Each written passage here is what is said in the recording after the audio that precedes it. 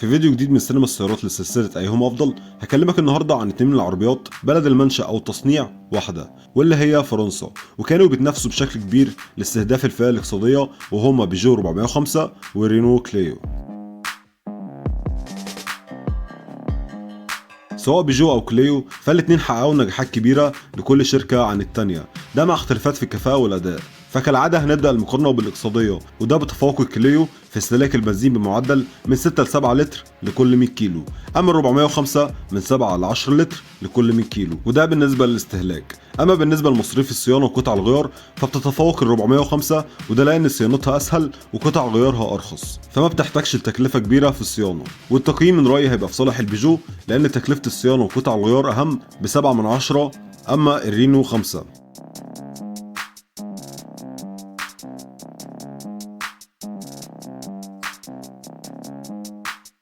الاعتمادية، ال 405 نزلت بفئات مختلفة وبمواتير وجودة قطع ميكانيكية برضه مختلفة، وده لأنها اتصنعت واتجمعت في بلاد تانية غير فرنسا زي إيران ومصر، فجودة الموديلات الفرنسي هي الأفضل بالتأكيد، وهنا التميز هيبقى في صالح 405 البرستيج.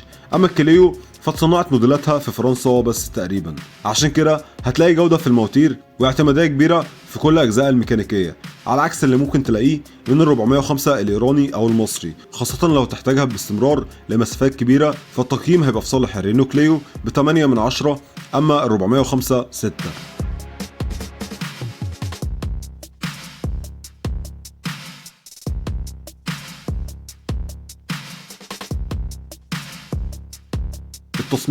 تصميم الاتنين من رأيي جميل خاصة مع التعديل، لكن من رأيي الكليو أقرب للعصرية، ده مع شكل الكشافات الأمامية أو الخلفية والتناسق الواضح في كل أجزاء العربية. نفس النظام مع التصميم الداخلي، الفرق واضح في صالح الكليو من جنبين وغيرهم. عشان كده من رأيي، واللي ممكن ناس تانية تختلف معايا فيه عشان دي أذواق، الأفضلية هتبقى للرينو كليو ب7 والبيجو 6.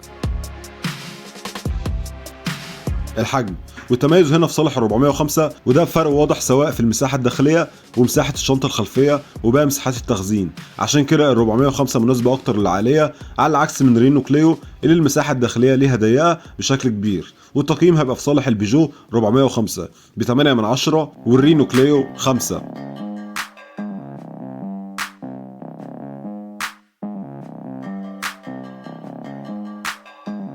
المتانة ونظام التعليق، وهنا بقى عايز اقول لك ان الاثنين اعتماديين بشكل كبير مع نظام تعليق يتحمل معاك، لكن هتتفوق 405 برستيج الى حد ما عن موديلات الكليو، ونفس النظام في الراحه مع الطرق المكسره او مع عيوب الطريق. وبالنسبه للمتانه طبعا ومن غير شك الافضليه لل 405 خاصه في الصاج او باقي اجزاء العربيه، بالذات مع الموديلات تصنيع فرنسي منها. والتقييم من رايي هيبقى في صالح البيجو 7 والكليو 5.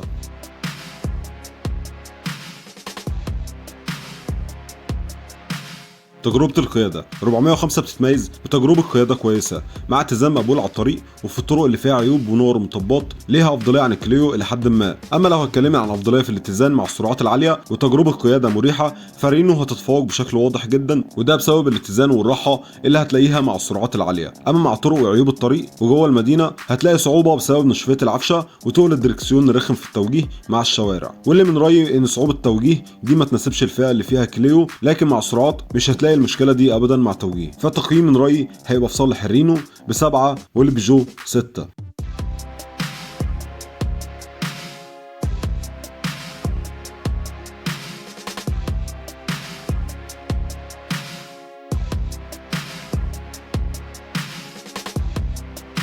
التجهيزات ووسائل الامان، الاثنين تجهيزاتهم متقاربه، لكن مع تفوق نسبي للرينو في الراحه وكفاءه التكييف وغيرها من مساحات التخزين اللي حواليك وبتخدم على اللي بيسوق.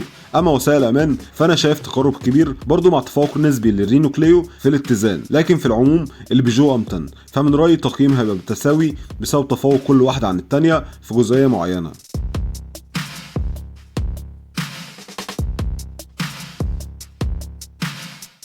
التسارع والسرعة القصوى، تتسارع البيجو 405 من 0 ل 100 في 10 أو 13 ثانية، مع سرعة قصوى بتوصل من 180 ل 200 كيلو في الساعة. أما الكليو بتيجي بتسارع أقل في 9 ثواني من 0 ل 100 وسرعة قصوى 190 كيلو. وخليني أقول لك إن الأرقام دي تقريبية وبتختلف على حسب الموديل، وأنا هنا مش هحط تقييم بسبب إن الفرق بسيط جدا والأرقام مش تأكيدية.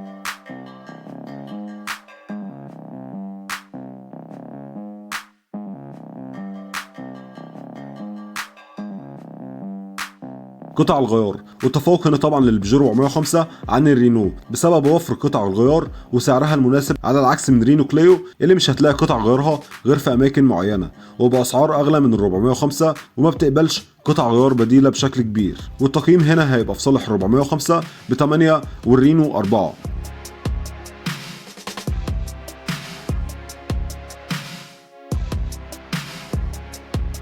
الصيانة، زي ما كان في مشكلة مع الرينو في قطع غيارها، نفس النظام هتلاقيه في الصيانة بسبب صيانتها الصعبة وأجزاء الميكانيكية المعقدة واللي هتخلي صناعية معينين يشتغلوا فيها.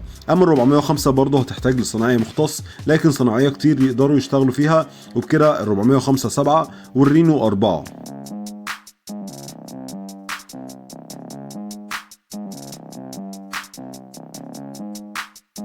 السعر بفرق واضح جدا في الافضليه للبيجو في كل موديلاتها عن الرينو كليو، فالتقييم طبيعي يبقى في صالحها ب 8 من 10 اما الكليو 6.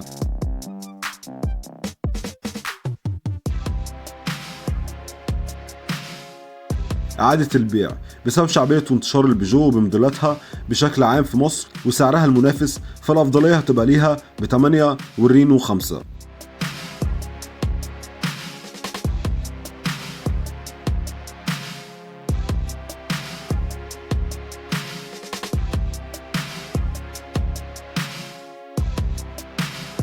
طيب خلاصة الفيديو بين اصدارات فرنسا واللي حققوا مبيعات قوية جدا، ايهما افضل، رينو كليو ولا بيجو 405؟ اظن اغلب الناس اللي تابعت المقارنات فهمت النتيجة هتبقى لمين، وده بسبب اكتساح واضح لل 405 على الرينو كليو، سواء بقى في قطع الغيار او الصيانة او السعر واعادة البيع وغيرهم. فنصيحتي ليك ما يغركش شكل الرينو كليو، هي فعلا اعتماديه جدا لكن هتتعبك بشكل كبير في حاله ان فيها عطل او محتاجه لقطع غيار وارد ما تكونش موجوده. اما لو هتجيب 405 فانصحك بموديل واحد منها وهو بيجو 405 برستيج الفرنسي، دي اكفأ فئه من موديلات 405 واكثرهم جوده، ومع تعديلها هتلاقي منها شكل عصري ومميز. ده كان فيديو ايهما افضل، ما تنساش اللايك والسبسكرايب. سلام يا وحش.